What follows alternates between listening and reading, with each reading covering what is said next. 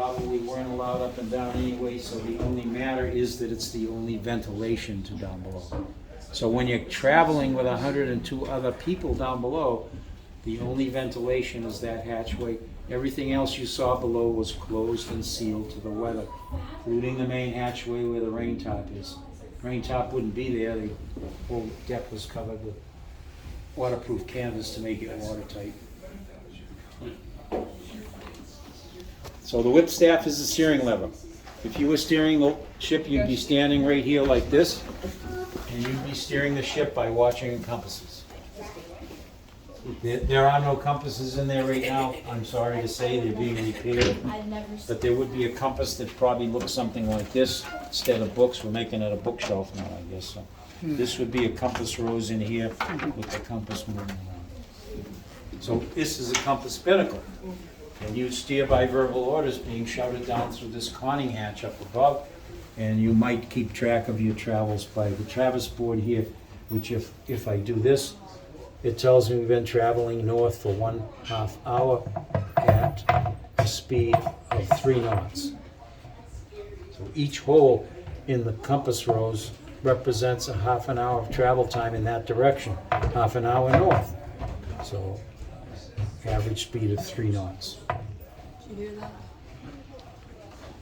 And they keep track of the time with a sandblast like that over there. Is that what the time is, right? There's no clocks aboard Mayflower because the only clocks they have are pendulum clocks. And if you do this, I don't take your picture yet. If you do this with pendulum clock, what happens? It stops. So they can't have clocks aboard Mayflower for another 150 years. There's no clocks on board ships. The man who discovers that time is the way to find longitude also makes the first mainspring clocks. Wow. They can be on ships and suffer that movement. Wow. His name was John Harrison. About 150 years after Mayflower.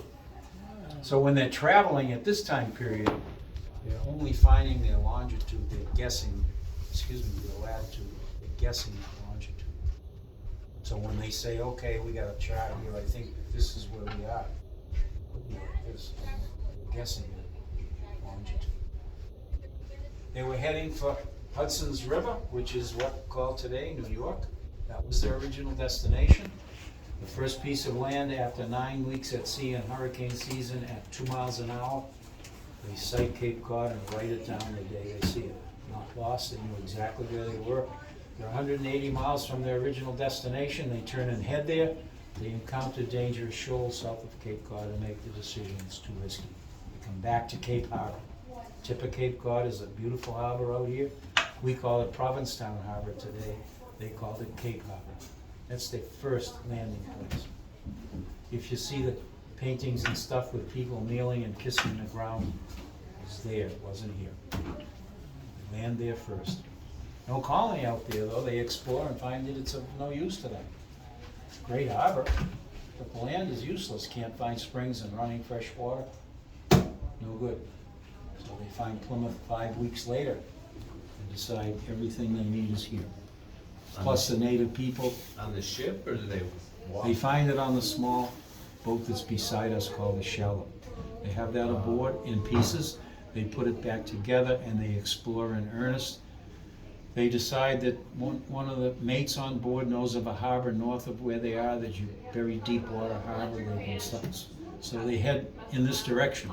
They get caught in a northeast storm and get blown onto an island out here with their shallop. And they make the decision after exploring here that this would be, except for the harbor, it's a perfect place. Lots of running fresh water and springs, land already cleared for planting. It's a ready-made plantation place. And the native people haven't used it for years. They found out later that all the natives from Maine to Connecticut, 20 miles inland from the coast, were killed. From the coastline to 20 miles inland were wiped out by European plague.